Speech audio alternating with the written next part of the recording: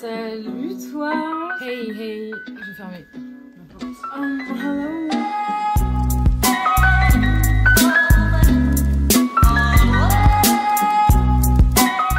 Yo les gars, j'espère que ça va bien. Ma caméra ici même. Putain, j'ai trop le seum. C'est pas possible de lâcher les gens comme ça là. I've got trust issues. Pourquoi tu marches pas, gros? Bref. Salut les potos, j'espère que vous allez bien. Moi ça va, je risque de me regarder sur la caméra parce que I'm self-conscious et j'ai peur d'être chum. Je vais mettre des lunettes de vue pour faire genre je suis hyper intelligente. It's one of those days où je me sens pas hyper fraîche. Mais vas-y, à un moment faut filmer et puis ça va, on s'en bat les coups d'être chum. What is up you guys? Moi ça va. Je vais avoir 25 ans dans 10 jours. Et I'm stressy lemon squeezy. I'm stressy parce que de grandir, c'est... En fait, j'ai une théorie. Moi, toute mon enfance, on m'a toujours dit genre, putain, c'est fou ce que t'es mature pour ton âge et tout. Et en fait, genre, plus je grandis, moins je suis mature pour mon âge. Aujourd'hui, on va parler de 25 leçons que j'ai appris en 25 ans. Et on va commencer tout de suite, on va y aller direct. Et on va commencer par prendre une petite sieste de café. Pour avoir de la buée sur les lunettes, comme ça c'est un peu foggy, it's a vibe. Première leçon que j'ai appris en 25 ans, je le répète, c'est mes leçons à moi, c'est par rapport à ce que moi j'ai vécu, par rapport à ma vie. Si ça ne vous touche pas, bah en fait c'est dommage, mais je peux pas sortir des leçons de mon... First lesson is... Et cette vidéo, je la fais même pour moi, genre plus tard quand je la verrai, je suis en mode genre putain c'est marrant, t'as appris ça, genre... voilà, peut-être que j'aurais oublié ce que j'ai appris et voilà. Bref, première leçon, c'est apprends à verbaliser ce que tu ressens. Personne n'est dans ta tête.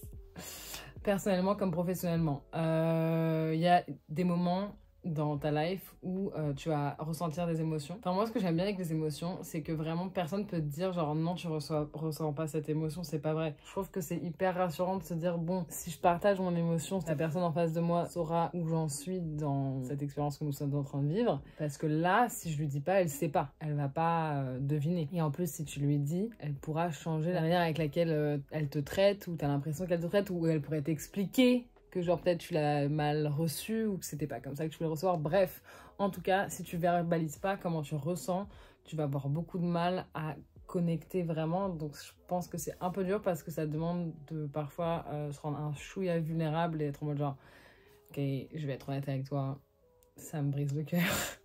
Mais si tu le dis pas, genre la personne elle ne sait pas, et c'est important. Et même professionnellement, si tu te sens pas professionnellement respecté dans ton environnement de travail, c'est grave. Et qu'en fait les gens en face de toi, évidemment ils sont responsables s'ils te font sentir mal et tout, mais s'ils ne savent pas comment tu te sens, jusqu'à très tard on continue à apprendre. Et que c'est important de dire aux gens ce qu'on pense, même dans le milieu professionnel autant que le milieu personnel, parce que les gens sont occupés. Si tu les arrêtes pas pour te leur dire attends slow down un peu là parce que tu m'angoisses, et ben ils peuvent pas le savoir. Parfois t'es tellement dans le jus de la life que tu te rends pas compte que tu fais des trucs qu'en fait tu fais, et c'est important de le dire. Donc bref, ça c'était juste lesson 1, et ça c'est une qui est hyper importante parce que vraiment c'est la fondation de tout. Genre si tu...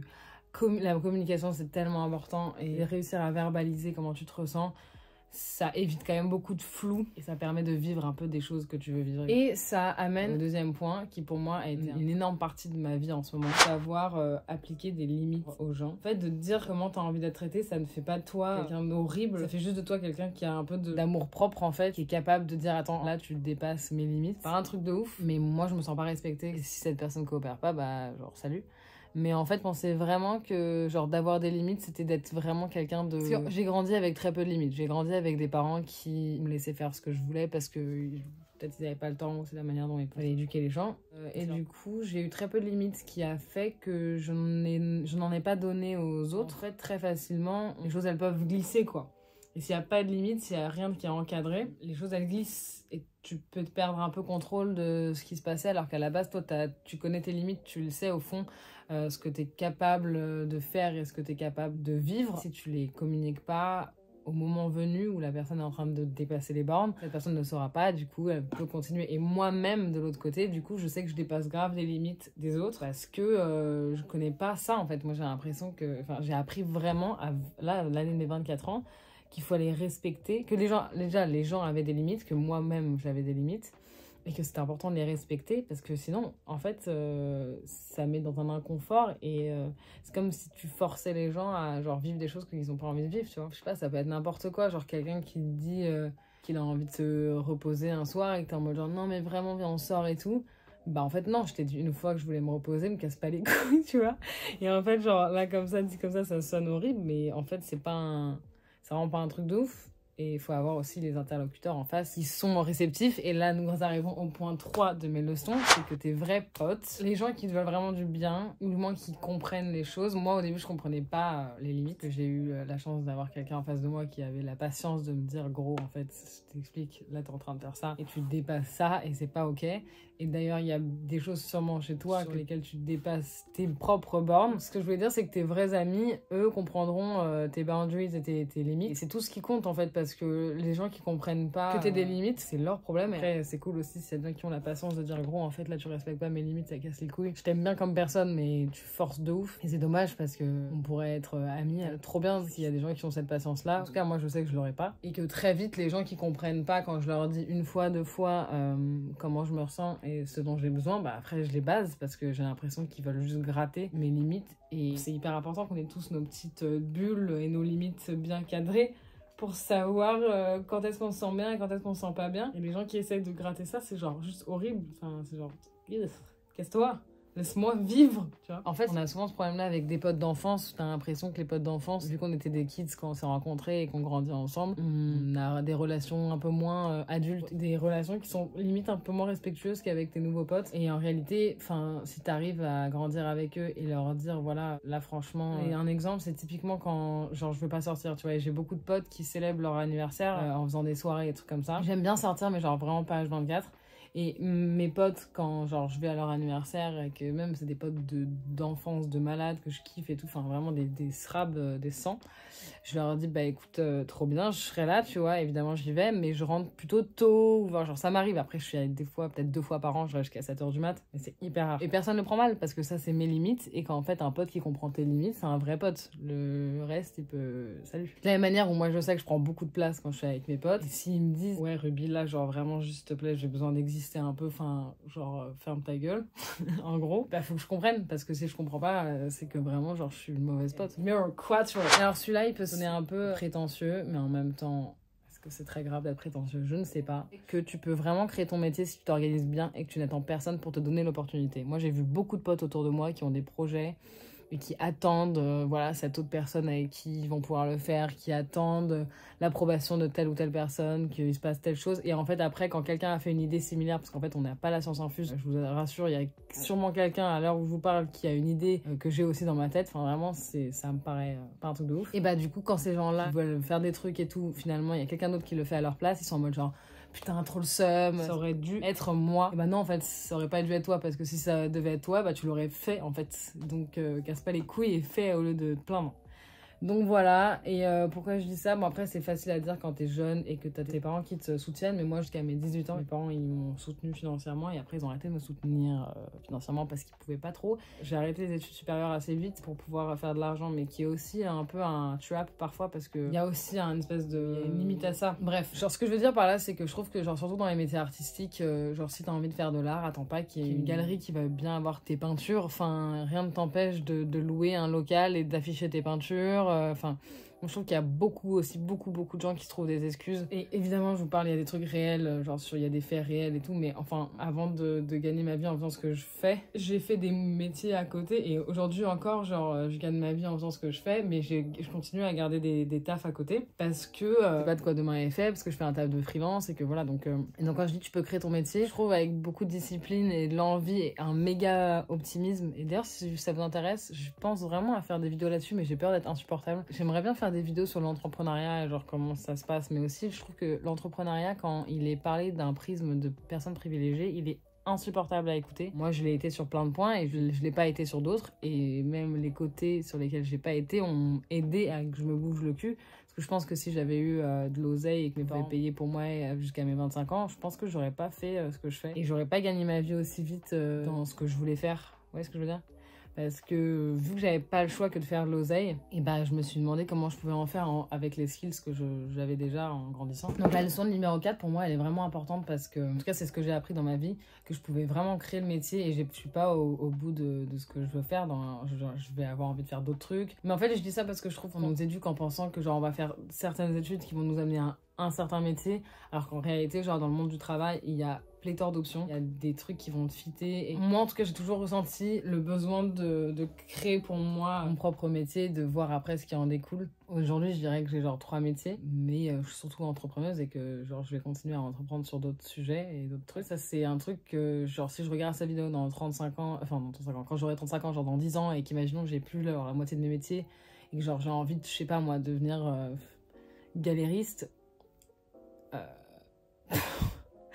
Quand je dis galériste, dans ma tête, c'est vraiment quelqu'un qui galère. Mais non, vous voyez très bien ce que ça veut dire. Ce n'est pas une personne qui galère, c'est quelqu'un qui tient des galeries. Et bah genre, je me dis que je pourrais. Bah après, peut-être que j'ai une prétention. Mais bon, je préfère me dire que j'ai confiance en moi que je n'ai pas confiance en moi. C'est quand même plus simple. Mais voilà, quoi, je veux dire, en ma leçon 4, c'est vraiment que je pense que tu peux créer ton métier si tu as une méga bonne organisation et que tu y crois fort et que tu continues à travailler à côté pour pouvoir subvenir à tes besoins vitaux, c'est-à-dire le loyer, la bouffe, tout ça. Et de ça, en découle aussi, du coup, la 5e leçon, si on attendait la motivation pour faire des choses, et ben on peut attendre longtemps parce que la motivation, ça n'existe pas en fait. La motivation, ça arrive quand il fait beau et que tu te réveilles, il y a un rayon de soleil, t'es en mode genre, ok, aujourd'hui je suis motivée, mais genre si on attend ce jour-là, bah à Paris, ça va être 70% de l'année, alors que, enfin, et encore, ça va être 60% peut-être, alors que bah tu dois travailler 40 autres pourcents. Avec ça vient aussi mon 6e point, qui est tu hais les habitudes que tu as, les bonnes comme les mauvaises. Ça, c'est un livre que Maui, d'ailleurs, je t'avais fait lire. Maui regarde pas mes vidéos, mais elle lit ce livre en ce moment parce que je lui avais dit de le lire.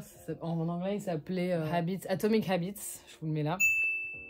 Et c'est vraiment un livre qui m'a été hyper utile parce qu'il m'a appris que nous sommes aujourd'hui la personne que tu es là. C'est juste un enchaînement de choix que tu prends et donc des actions que tu fais, des habitudes que tu as. Donc genre pour résumer, tu aides tes habitudes. C'est clair que si tu veux être une autre personne ou qu'il y a des aspects de toute ta personne que tu veux changer, bah va falloir changer tes habitudes. Moi, une habitude que je voulais arrêter d'avoir, par exemple, c'est d'être sur mon téléphone genre jusqu'à la seconde où je dors, et en fait 90% de ma présence humaine soit devant un écran, en tout cas devant la vie des autres. Et du coup je l'ai fait, enfin genre j'essaie de changer ces habitudes là, genre j'essaie de pas être sur les réseaux sociaux dès que je me réveille, de le faire genre peut-être 2 heures après le réveil, et d'arrêter les réseaux le soir avant 2 heures. Et ça j'arrive le soir, j'arrive à 22h30. Ce qui est chiant avec les habitudes, c'est que plus tu te forces à en avoir, enfin moins elles demandent d'efforts à faire et plus elles deviennent l'entièreté de ta personne.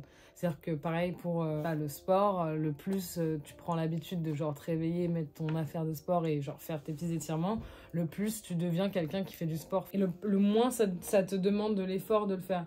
Et pareil pour genre être empathique, ça c'est un truc pour moi aussi très genre focus-minded sur moi, et j'ai un peu du mal à genre être empathique. Et maintenant c'est un truc que j'essaie d'avoir l'habitude de faire, c'est de quand je suis face à quelqu'un qui a besoin de moi, je me force un peu à genre lui dire que je peux être là pour elle si elle a besoin, et du coup derrière de genre show up et d'être là quand elle a besoin. Et enfin bref, ça c'est des habitudes par rapport à ce que tu veux être, tu adaptes tes habitudes. Et donc c'est pour ça que je reviens au truc de la motivation, ça n'existe pas, c'est que la discipline, parce que la discipline elle est aidée par des habitudes que tu t'imposes. Pareil, je crois à me réveiller tôt aussi. Avant, je n'arrivais pas à me réveiller avant 9h. Avant, je me réveillais à 8h30. J'aimerais beaucoup me réveiller à 7h30, 8h, juste pour avoir le temps et pour me dire quand je me réveille. Parce que j'avais lu un truc qui disait sur un livre, je disais, et c'est pas sur TikTok, je vous jure que c'est un livre. J'ai l'impression que les gens ils disent toujours un article alors que c'est TikTok. J'avais lu un truc qui disait, genre, on est tout le temps dans le rush. La seconde où on se réveille, on est déjà en retard de notre life. Et ça m'a ramené à ma situation où très souvent la semaine, je me réveille et à peine je suis réveillée que je suis déjà dans le après. En gros, moi j'ai vachement envie d'être dans le présent. Plus, je trouve que je suis toujours genre après, parce que je suis toujours en train de stresser au après.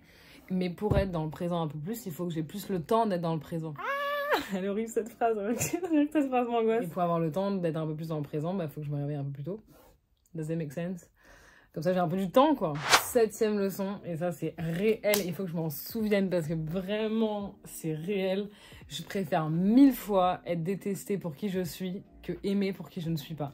Déjà, vivre, moi, j'ai toujours dit, même dans les réseaux, dans qui je suis en général, c'est tout le monde était en mode genre, mais comment tu fais pour être genre autant toi-même et tout? Ne pas être moi-même, ça serait vraiment me rajouter une charge mentale dont je n'ai pas besoin.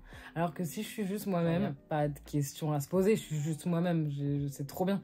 J'ai besoin de réfléchir à rien, genre je suis juste moi-même. Et c'est ouf parce que ça, je m'étais pas rendu compte à quel point, mais à chaque fois qu'on va me taguer, très souvent, on dit ouais, Ruby, elle t'aide grave à être toi-même et tout. Et j'avais jamais remarqué ça. Tu sais, je pensais moi que je parlais d'upcycling, faut croire que je parle d'autre chose. Après, ça passe par les vêtements aussi. 8e leçon, oh là là, this one is gonna hurt, mais if he wanted, he would. Ça, c'est... Et puis ça marche dans l'amitié aussi, enfin tu sais, genre parfois tu vois pas des gens pendant genre 2 mois, 6 mois, 8 mois, 1 an, c'est que vous avez pas envie de vous voir. arrêter de chercher midi à 14h.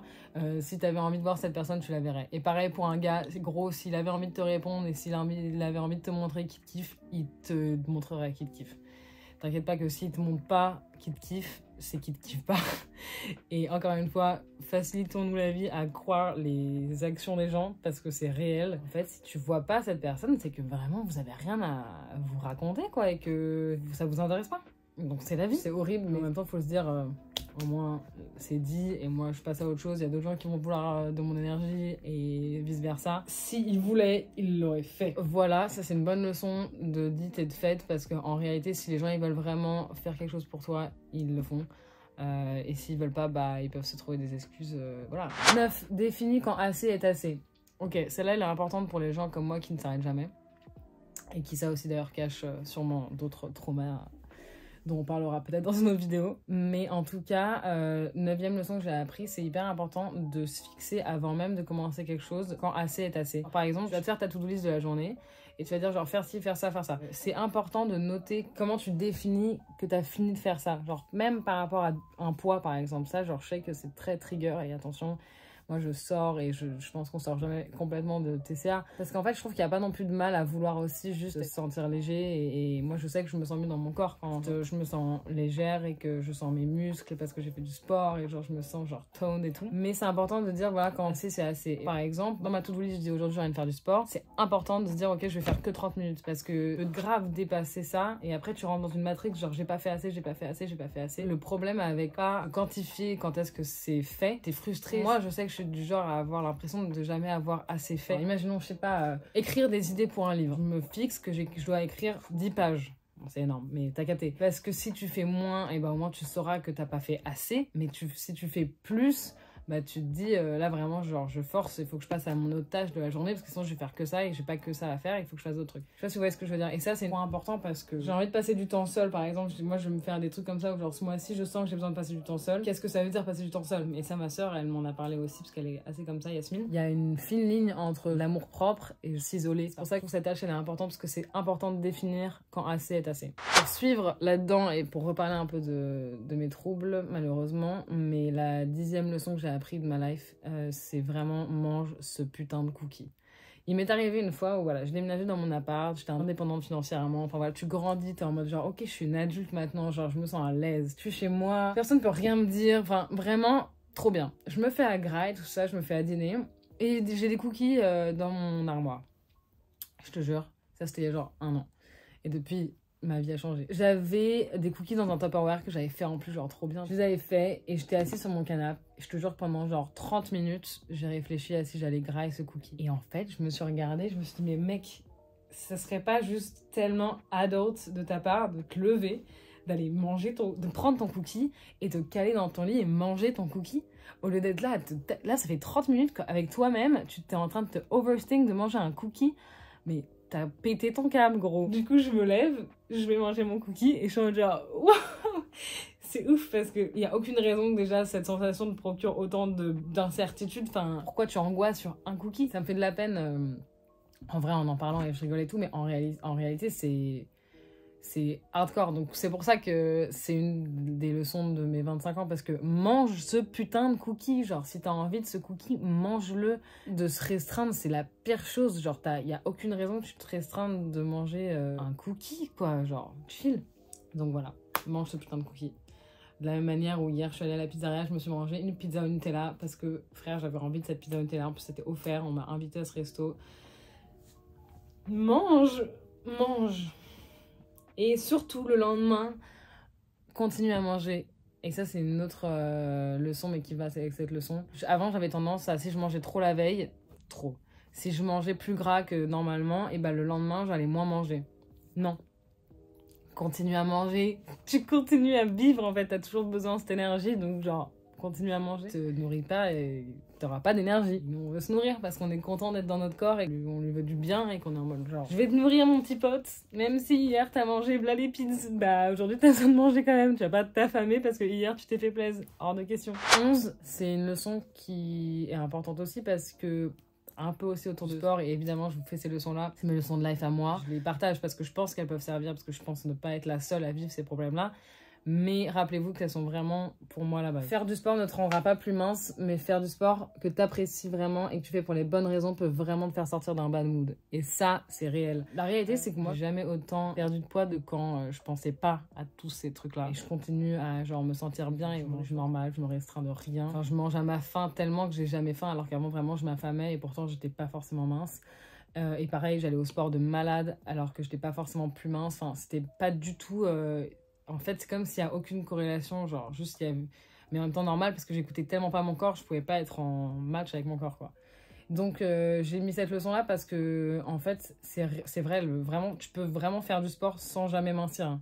Vraiment, et ça marche en fait quand tu régules et que tu as des plats équilibrés vraiment et que tu manges. Franchement, je pense qu'il n'y a pas de mal à vouloir être mince. Je pense que juste c'est les raisons qui sont mauvaises. Genre si tu as envie d'être mince parce que tu sais que ça va te faire sentir mieux, c'est cool, mais genre si tu as envie d'être mince pour rentrer dans tes fringues, c'est dommage parce que c'est des fringues qui sont censées grandir ou se mettre à ta taille et pas toi qui se met à la taille des fringues, quoi. Mais bon, bref. Par contre, ce qui est réel, c'est que si je suis dans un mauvais mood, le sport, c'est jamais une mauvaise idée. Surtout Dynamo, vous savez que je vais beaucoup à Dynamo. Et c'est jamais une mauvaise idée. Donc ça arrive, tu vois, que j'ai des moments de down et tout. Et ça, d'ailleurs, on va y arriver aussi. Le 12e point, c'est accueille tes émotions, vis-les et let them go. Ça, c'est ma sophrologue qui m'avait dit. Et ça m'a grave fait tilt parce que vraiment je vais me sentir des émotions et en fait juste ce que je fais avec ça, genre ça me casse les couilles, j'étais bien et là je me sens pas bien. Moi je la vois un peu comme ça, genre je vois une émotion qui flotte ça. Et elle arrive vers moi genre qu'est-ce que tu veux en fait? Elle m'embrouille l'émotion. Parce que moi aussi le problème c'est que je pense que je suis un robot donc genre que j'ai pas d'émotions et que juste genre je trace ma route alors que non, que t'as des émotions. Je suis là, j'ai des émotions, il faut que je les vive quand même. L'émotion elle arrive, je la vis, ça c'est mon émotion. Faut l'accueillir, tu l'accueilles, tu la regardes et tout en mode genre c'est marrant que t'arrives à ce moment là quand même, genre qu'est-ce que t'essaies de me dire? Et en fait bon, j'ai reçu un colis. Il y a les émotions qui arrivent. Je pense qu'il faut voir un peu les émotions comme les signalétiques. Quand t'es sur la route, c'est une émotion, c'est son instinct un peu, tu vois. Par exemple, ça m'est déjà arrivé. J'ai fait un cadeau à une copine, tu vois. J'avais genre 15-16 ans. Expérience traumatisante. J'ai fait un ensemble à une copine en couture, une amie qui avait beaucoup de moyens et qui du coup potentiellement pouvait probablement se payer ça, enfin ou se payer mieux même, qui du coup n'a pas forcément apprécié mon cadeau, enfin ne l'a pas vu comme quelque chose d'intéressant pour elle. J'arrive à l'anniversaire, je lui offre le cadeau devant tout le monde et en fait elle se fout de ma gueule et son mec se fout de ma gueule, sa mère se fout de ma gueule, enfin vraiment genre expérience traumatisante, tu vois. Moi j'étais petite et tout et en plus c'est ce que je voulais faire dans la vie, de coudre et tout, donc genre j'étais trop mal. Et là j'ai ressenti une émotion de vraiment de méga shame, tu vois. Enfin vraiment je me suis sentie trop jugée, j'étais trop mal, quoi. À ce moment-là j'étais vraiment triste. Ça aurait dû être une émotion suffisante pour me dire bon peut-être que je me tège en fait, je suis pas à ma place. Peut-être ça aurait été un peu dramatique sur le moment, tout le monde aurait été un peu en mode genre oh, elle part et tout, mais en réalité ça m'aurait fait du bien parce que du coup ce qui s'est passé c'est que à la place j'étais mal pendant tout le dîner et je lui en ai pas parlé, j'étais juste genre hyper mal. D'ailleurs quelques années après je vais continuer à pas lui dire et aujourd'hui on ne se parle plus. Bref, tout ça pour dire que à ce moment-là c'était une émotion qui était très forte, qui aurait dû suffire pour me dire voilà là signalétique, comme t'es sur la route, voilà tourner à droite, bah voilà priorité à droite, tu te casses quoi. J'aurais dû faire ça, je ne l'ai pas fait. Donc voilà. Donc là, 13e, set your boundaries et understand they might not be welcomed by others, but that's okay, it's still not your problem. Donc ça revient au truc des limites. On réitère sur le truc parce qu'en fait, je crois que genre, pour moi, c'est vraiment important. Pour moi, de comprendre mes limites, ça permet aussi de faire le tri dans les gens qui les respectent ou pas. En fait, moi, j'en parle comme si c'était un truc de ouf, mais pour plein de gens, c'est pas un truc de ouf d'avoir des limites. Genre, c'est vraiment assez chill. Mais moi, le truc, c'est que c'est tellement un truc avec lequel j'ai pas grandi. Les gens qui avaient des limites, ils passaient pour genre les nuls, genre en mode t'es relou, tu veux pas genre faire ça, tu veux pas, tu vois, le relou genre, tu sais, en mode genre, ah t'es relou, tu rentres chez toi, oh là, putain, genre vraiment le party pooper, tu vois. Et en fait, c'est juste quelqu'un qui est mon propre. Et donc tout ça pour dire que quand t'as des limites et que tu les partages, il faut me rappeler d'être amené à avoir des gens qui, ça peut ne pas leur plaire, mais c'est pas grave, c'est important que moi je reste sur ma décision de départ, parce qu'il faut pas non plus par potentielle culpabilité je me perde pour les gens, quoi. Quelqu'un qui veut que tu te perdes pour lui, c'est pas quelqu'un avec qui t'as envie d'être. Donc voilà, 14e leçon, c'est du coup respecte aussi les limites des autres. 15e, celle-là, elle est importante et c'est quand même un peu un classique. Si t'es avec quelqu'un et que cette personne est en train de gossip sur quelqu'un d'autre avec qui cette personne traîne, j'espère que tu sais que cette personne gossip sur toi aussi. Voilà. C'est pas grave, hein. Après tu peux vouloir traîner avec ce genre-là. Personnellement, non. Mais faut savoir que si t'es avec quelqu'un qui passe sa vie à gossip sur les autres, elle est en train de gossip aussi sur toi à d'autres gens. 16e leçon, c'est qu'on ne perd jamais si on apprend de nos erreurs. Moi, j'ai eu des expériences négatives récemment et j'en ai tout le temps et je vais en avoir d'autres. Mais au lieu de juste me dire, putain, elles sont horribles, j'ai appris et non. 17 leçons. Prends ton temps pour comprendre les choses. À vouloir aller trop vite, tu perds du temps. classique moi, et ça c'est tout professionnellement, je veux toujours aller trop vite, je veux toujours gagner du temps. Mais à vouloir gagner du temps, bah j'en ai déjà perdu, je vous explique. J'ai pas forcément perdu du temps, j'ai perdu de l'argent, mais genre parfois l'argent c'est un peu le temps quand même. Donc ça revient à la même chose. L'année dernière, j'ai dépassé les 76 000 de chiffre d'affaires. Tu as le droit de faire en auto-entrepreneur. Parce qu'après, tu dépasses, c'est illégal de rester. Enfin, juste, tu peux pas rester quoi. En pensant que je faisais les choses bien, je me suis empressée d'ouvrir une SARL. Mais qui dit ouvrir une SARL dit plus payer 20% de taxes, mais 40% de taxes minimum, sans compter les autres impôts que tu as. J'ai appris en ouvrant ma boîte. En fait, j'avais le droit à une deuxième année où je dépassais les 76 000. Le droit de dépasser 2 fois avant de bouger. Et donc ça, c'est classique Ruby qui entend une fois une information, qui le moment où ça arrive, elle stresse, du coup il faut vite qu'elle fasse le truc et en fait elle se rend pas compte qu'elle avait le temps et qu'elle aurait gagné de l'argent à pas s'empresser. Bon, je trouve que j'ai redépassé les 76 000, Dieu merci, donc je regrette moins parce que je me dis bon bah ça va, c'est que ça roule, mais genre là j'aurais pu du coup cette année pas payer 40% d'impôts mais 20% comme l'année dernière, 22% quoi. Voilà, classique.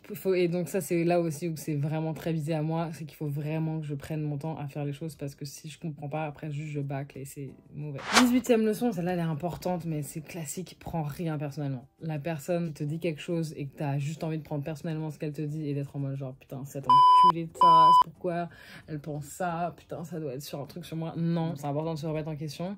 Mais de prendre les choses personnellement, ça sert à rien parce que la manière dont la personne en face, elle t'a dit quelque chose, c'est juste un reflet de comment elle se ressent. Rien ne t'empêche de leur dire après, gros, par contre, ça me fait pas sentir bien la manière dont tu me parles. Mais ça sert à rien de prendre les choses personnellement. Surtout dans l'univers du travail, c'est vraiment un autre truc. Il y a du stress qui est involved, il y a des choses qui sont juste pas à prendre personnellement, que ça sert à rien et de les prendre personnellement, ça rend juste mal. Sometimes doing less feels like a plus. Ah oui, parfois faire moins c'est vraiment un plus dans le sens où par exemple moi il faut vraiment que je commence à comprendre que de se reposer c'est d'une manière productive, pas que j'essaie de trouver la productivité partout mais m'en voulez pas si c'est le cas de toute manière parce qu'en fait ouais c'est trop relou quand les gens ils disent il faut toujours être productif nani. Moi j'ai mes traumas, j'ai mes troubles, j'ai mes problèmes, je les connais et c'est tout ce qui compte. Après si toi tu le prends personnellement quand je te dis que j'ai besoin d'être productif, franchement c'est pas mon problème, je dis le déjà avec mes problèmes. Voilà, maintenant t'es là donc j'arrive pas à faire genre t'es pas là. Ah, je crois que tu parlais à ta gueule. Non, mais je parlais à toi aussi. non. Ah oui, ok. Je disais que c'est important de savoir se reposer. Faire moins, c'est vraiment un plus parfois. Voilà, on va incorporer quand même la pelote. Je vais avoir 20. Ouais, donc elle a un conseil de plus normalement. Voilà. Mais on va en profiter de sa sagesse. J'en suis à la 20e qui est... Ah ouais, celle-là, elle est trop importante. Et je pense que c'est marrant que t'arrives à ce moment-là. Parce que celle-là, elle est... Embrace the things you love but aren't seen as cool by the society. Donc genre, moi par exemple, wow, il n'y a pas à avoir des monstres comme ça. Après ça c'est vraiment quand tu sors de l'adolescence, tu te rends compte que être comme tout le monde c'est pas forcément ça qui est cool. Et que ce qui est cool c'est que genre tu te sens à l'aise dans ce qui te fait du bien. Genre moi notamment, soi-même. Voilà. C'est ça le goal. Et c'est ça qui est hyper enrichissant. Genre moi par exemple j'ai réalisé que j'aime de moins en moins boire, j'aime de plus en plus être seule, enfin vraiment des trucs où on va te dire il y a quelques années je me serais dit putain quelle loseuse et en fait genre j'adore rentrer de la maison plus tôt, enfin voilà et donc genre je trouve que c'est les choses qui sont acceptées par la société, on arrive grave à les embrace et être en mode à fond là-dedans, genre ouais productif par exemple, les gens ils adorent donc ils sont en mode genre ouais trop bien, mais genre tous les trucs que les gens ils vont, ça va être un peu moins accepté, genre rentrer tôt de soirée, je suis un peu une contrôle fric, enfin tu vois c'est des trucs où genre les gens ils vont être très vite inquiétés, genre si tu rentres tôt, si tu bois pas, genre ils se trouvent ça chelou, alors qu'en fait moi je trouve que c'est important quand même de embrace ces choses là qu'on kiffe et qui sont pas forcément valorisées par les gens, tu vois. Ouais, je crois que c'est surtout quand les gens eux sortent beaucoup, font la fête et tout, genre tu dois tout le temps te justifier. Genre, ouais, il y a ça, mais il y a d'autres trucs, hein, tu vois, genre même moi je me justifie constamment du fait que genre pour moi c'est important que j'aime être productive et tout, bon, mais je connais mes traumas, je connais mes limites aussi, il faut pas que genre je le définisse entièrement par ma productivité. Mais bon, à un moment, ça devient relou quand les gens ils sont toujours en train de dire oui, Ruby, c'est bon, prends des vacances. Enfin, je sais aussi prendre des vacances. On l'a vu cet été, j'ai pris 1 mois de vacances. Enfin, je sais pas. Après, peut-être que c'est moi qui juge. Genre, je déteste quand on s'inquiète. Voilà, mais en fait, genre, c'est juste ça, si tu sens que t'as besoin de ça et si tu sens que c'est comme ça que tu te sens bien, de toute façon, on a des mécanismes différents. Donc, ça sert à rien de suivre le conseil de quelqu'un qui te dit je pourrais pas, vraiment, tu devrais t'arrêter. Je connais pas des gens, parfois, ils sont en mode genre ouais, mais ça va, tu peux boire un verre et tout. Genre, non, je peux pas boire un verre. Je peux pas. Tu sais? En bref, la leçon 21, c'était que celle-là elle est tout con, mais genre j'ai appris que genre de pas être ok, genre c'était grave ok. Par exemple, le jour je suis avec ma pote et tout, et je dis putain, je vais quand même pas voir mon mec et tout, genre aujourd'hui je suis pas bien, tu vois. Et elle me dit mais franchement, enfin c'est pas grave, juste tu lui dis que t'es pas bien, genre. Et moi, j'étais en mode genre, tu peux pas voir quelqu'un alors que t'es pas bien. Tu te rappelles la Oui, fois la fois on s'est appelé. Ok, ça c'est Ouais, trop marrant. c'est On vrai. devait se voir avec Nono. Attends, c'était quoi l'histoire? Bah en gros, moi j'étais pas bien et genre on devait se voir et, Ouais. alors je me rappelle plus exactement du contexte, mais au final tu me dis écoute laisse tomber, en fait tu te sentais pas bien mais tu m'avais pas vraiment expliqué que tu te sentais pas bien, mais je Non. le sentais dans la manière dont tu me disais, c'est genre j'ai envie d'être seule. Ouais, Et moi comme j'étais pas bien, j'avais vraiment envie de la voir ouais. et tu me dis j'espère que ça te dérange pas.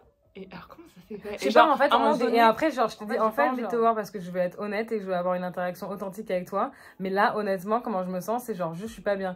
Et donc, Ouais. en fait, genre, on a raccroché, mais après, je t'ai rappelé pour dire, en fait, non, faut que je sois honnête avec toi. Genre, je suis pas bien. Bah, et en genre- fait, non, tu m'as dit ça parce que moi, je t'ai dit, moi, ça va pas trop, j'aurais Voilà. kiffé qu'on se voit. Ouais. Et du coup, tu m'as dit, bah en fait, du Ouais. coup, j'ai envie de te voir parce que Parce que comme moi aussi, ça on va peut pas. être dans la même énergie de... Ouais. Du coup, En j'ai fait- ramené de la bière et on... Oui, voilà. Ouais, grave. Et en fait, tout ce qui compte, c'est genre d'être. Enfin, que c'est pas grave, en fait, de pas aller bien, genre. Mais je trouve qu'on met grave un truc sur le fait de, genre, être bien tout le temps et tout, alors qu'en fait, déjà, c'est impossible d'être tout le temps bien. Enfin. Mais en fait, même quelqu'un qui est heureux globalement, tu vois, parce qu'on veut grave atteindre en mode, mais moi, je veux être quelqu'un de positif, de heureux et tout. Ouais. Mais tu peux pas être quelqu'un d'heureux et ne jamais bader, ne jamais avoir des moments où t'es pas bien et tout, ça n'existe pas. Donc il y a des gens qui culpabilisent grave en mode... Tu vois, quand t'as été quelqu'un qui allait beaucoup mal ou qui a fait des dépressions et tout, dès que tu vas mal, t'as l'impression que tous les efforts que t'as fait, tout le glow-up que t'as eu à aller mieux et tout, il est genre... Ouais. Ça y est, en fait, ça fait 3 jours que je suis déprimée, j'ai pas avancé alors que... Ouais, et c'est encore plus dur d'ailleurs quand ça c'est plus que genre une après mais que ça continue alors Ouais. que vraiment enfin c'est pas très grave. C'est des Mais je phases. pense que le truc dur là-dedans c'est de réussir à voir des gens alors que tu vas pas bien. Moi je sais que quand je vais pas bien j'ai envie de m'enfermer. Mais avec un peu de chance si t'es honnête avec les gens et que tu leur dis bon voilà genre je suis vraiment pas bien. On est vachement fait de cycles, donc on a des phases où on a besoin d'être seul, des phases où on a besoin de parler, et on peut pas être constant, avoir Oui. un quotidien où on ressent tout le temps les mêmes émotions et que, Ouais. je sais pas, c'est Ouais. normal, C'est puis ça. c'est selon ton Il faut cycle, juste les l'accepter, tu hormones, le temps qu'il fait dehors, selon s'il y a du soleil, il y a tellement de facteurs, même selon ce que tu manges, si t'as bu de l'alcool la veille, ton humeur elle est Elle est changeante, Elle est c'est changeante. mais c'est ouais, c'est important de Faut pas juste juger quoi pour s'écouter. ça quoi. Dans la 22e leçon, elle est un peu dure. Mais elle est pas complètement fausse et en même temps je vais te la lire et ça va t'énerver je pense mais Ah bon c'est intéressant que ce soit. Non mais parce qu'elle est un peu harsh. C'est la 22 c'est tu as ce que tu penses que tu mérites. Qu'est-ce que t'en penses? Ouais, je pense que... Enfin il y a plein de facteurs évidemment genre si tu veux être je sais pas chef d'entreprise de je ne sais quoi c'est sûr que si tu donnes pas les moyens enfin il y a des trucs où et en même temps si t'avais pas les moyens des moyens enfin genre il y a les privilèges tout ça. En tout cas, tu acceptes enfin, c'est comme quand t'es dans une relation malsaine, à partir du moment où t'acceptes, où tu te dis que bah, tu mérites ça ou que tu mérites pas mieux, bah, c'est toi qui décides de rester dans cette Ouais. relation, tu vois. Par exemple, une opportunité professionnelle même. Toi, si tu penses pas que tu mérites les 1000 balles par shoot, bah... Après, il y a des faits aussi où juste en mode... les gens, ils ont pas les moyens et les clients, ils n'ont pas les moyens. Mais il y a un truc où c'est important de savoir ce que tu mérites pour demander ce que tu mérites. Genre même à un mec, tu vois, un mec qui va te dire Ah je ouais, sais que j'aime la- pas trop le mot mérite. Ouais. Mais c'est pas vraiment ce que tu... Voilà, c'est pas vraiment juste que tu as ce que tu mérites. Ouais. Tu as ce que tu penses que tu mérites. Ouais. J'ai déjà été dans des relations où genre j'étais littéralement maltraitée parce que genre peut-être qu'au fond genre je pensais que genre je pouvais pas avoir plus. Mais la seconde où je me suis arrêtée, d'ailleurs c'est ce qui m'est arrivé avec. La seconde où je me suis arrêtée, Bip. La seconde où je me suis arrêtée dans cette relation et que je me suis dit attends gros, il y a grave moyen que tu te fasses me traiter en fait. Bah je me l'ai quitté alors que ça faisait 7 ans, Ouais. tu vois. Donc c'est pas Tu vraiment, vois ce que- tu as pas ce que tu mérites, tu as ce que tu penses que tu mérites. Ouais. Voilà. Le 23, je trouve qu'il est intéressant parce que genre il y a vraiment cette bataille de problèmes parce que t'entends autour de toi beaucoup de problèmes graves et tout. Du coup, genre t'as l'impression que tes problèmes sont pas graves. Ouais. Tu vois ce que je veux dire? Et je trouve que du coup, ça peut être hyper nocif en fait parce que du coup, juste parce que tes problèmes sont vus comme moins graves, parce qu'évidemment il y a plein de problèmes hyper graves, tu downgrade les tiens, jamais tu mets face à tes problèmes parce qu'ils sont moins graves et du coup c'est pas des problèmes, alors que c'est quand même des problèmes. Donc, je trouve que c'est important de se rappeler que tes problèmes sont pas moins importants juste parce qu'ils ont l'air moins graves que genre ceux que t'entends autour de toi, tu vois. Genre... Moi, je sais pas. Bon, des fois, ça te fait relativiser de voir... Je nique ta vidéo. non, ça fait rien. Ça fait relativiser. J'ai l'impression aussi, quand t'as pas de problème, tu t'en crées. Ouais, il y a grave ça. Et il y a des choses aussi qui sont pas graves en soi, mais ça veut pas dire qu'il faut pas s'attarder dessus. C'est pas... Je sais pas, genre... Tu parles de... Donne un exemple, genre, de problème auquel tu penses. Bah, genre, par exemple, moi, typiquement, j'ai grave des problèmes qui vont énerver les gens parce que c'est moi qui les crée à moi-même, entre autres. Mais genre, par exemple, ce truc de productivité et tout, genre, ou de culpabiliser parce que, enfin, je sais pas, c'est pas en soi un problème de ouf. Enfin, les gens, ils perdent leurs parents et tout. Tout ce que je veux dire, genre... Ouais, on a chacun nos problématiques qui sont tellement différentes en fonction de notre vie et tout, mais dans ta vie, ce sont tes problématiques les plus importantes. Donc, à l'échelle de ta vie, c'est quand même important et il faut que tu travailles dessus et pas que tu te dises c'est bon, enfin, je sais pas. Si, t'as raison. Bon, moi, et d'ailleurs, ça va amener au 24e point, on m'a dit tout à l'heure, et je trouvais hyper intéressant. T'es le manager de ta vie, et c'est intéressant que tu fasses un peu une espèce de point avec toi-même, comme au taf, en mode genre, ok, bah là, c'est vraiment un point plus et tout, on peut continuer là-dessus, mais genre là, il y a un petit point moins et tout, enfin, le prends pas personnellement, mais en vrai, tu devrais peut-être bosser là-dessus, comment tu peux bosser là-dessus, enfin, tu vois. Et je trouvais ça grave drôle de le voir comme ça, parce que moi déjà en plus ça me parle, parce que dès que tu me compares à un business, je comprends mieux. Mais en plus de ça, c'est vrai, parce qu'en fait une entreprise c'est un peu comme une espèce de mini écosystème, et genre en fait on dit les choses comme ça, on pose un peu les bails, et c'est important de voir ces problèmes comme un truc que toi-même tu peux manager, comme tu m'as dit là, parce que j'avais jamais réfléchi à ça comme ça. C'est intéressant d'être réaliste avec soi-même, de se regarder dans le miroir et de se dire ok, j'en ai marre de ressentir ces choses-là, comment je sens moins ressentir ça, qu'est-ce qui peut faire que, et c'est en se posant du coup avec toi-même et faire le petit manager de toi-même et être en mode genre ok, peut-être que tu pourrais essayer ça, Ouais, mais toujours dans un côté bienveillant. Et même si t'as pas genre un gros problème à résoudre, toujours faire des points comme si bah, t'avais un petit point quoi, le point du mois. Ouais, t'as un rôle en fait dans ta vie. Pas le côté genre t'as le poste de manager de ta vie parce qu'en vrai on a aussi juste le droit d'exister. C'est toi qui peux prendre la décision de faire des points et voir s'il y a des choses à améliorer, s'il y a des choses qui vont te féliciter aussi pour ce qui va, tu vois. Ouais, comme un manager le ferait quoi. Mais c'est horrible, mais c'est vrai. Alors, peut-être c'est une manière hyper capitaliste de voir genre l'humain, tu vois. Mais bon, après si franchement on comprend, c'est que bah c'est pas forcément dans le but de faire des bénéfices, tu vois. Bah oui, mais quelque part si, mais du coup des bénéfices qui sont pas capitalistes, enfin qui sont pas de l'argent, mais genre que tu te sentes mieux, tu vois. Et puis même, de toute façon, comme on est dans une société capitaliste, au moins c'est que tout le monde comprend. Tout le monde peut, ouais, au moins le message il passe, tu vois. Et on a aussi juste le droit de vivre et d'exister. Hein. On va passer du coup à la dernière qui est au-delà de tout ça, tout ce que j'ai raconté. Je pense que c'est important déjà de se rappeler que c'est mes leçons de ma vie et que c'est les leçons que moi je trouvais intéressantes à partager. Mais évidemment, c'est comme tout, et ça c'est encore une leçon intéressante à prendre en compte, c'est que je trouve que quand je vous dis des choses comme ça, genre les buvez pas non plus, prenez un recul aussi sur vos vies à vous et comment vous le voyez. Et je pense que ça c'est par contre une habitude qu'il faut continuer à avoir, c'est tout le temps essayer d'en prendre du recul sur ce qu'on voit sur internet et sur ce qu'on nous dit, parce que moi demain ça se trouve je vais changer complètement d'avis et que tout ce que je viens de dire servait à rien, alors que bon non probablement pas, mais mais en tout cas c'est important de savoir prendre du recul sur ce qu'on voit sur le net, et ça c'est quand même un truc important. Donc voilà les petits loups, je vais avoir 25 ans dans 9 jours, quand vous aurez vu cette vidéo j'aurai déjà 25 ans. J'espère apprendre d'autres trucs dans le reste de ma vie. Si vous avez des leçons que vous trouvez super importantes à partager, je vous en prie s'il vous plaît, commentez-les. Et même Nono, si tu veux commenter des leçons, elle ira commenter. Vous retrouverez Nono en commentaire. Et on se retrouve très bientôt pour une nouvelle vidéo. Et je vous embrasse et j'espère que cette vidéo vous aura servi. Et voilà. Bisous. Bisous les loulous. Bisous les loulous.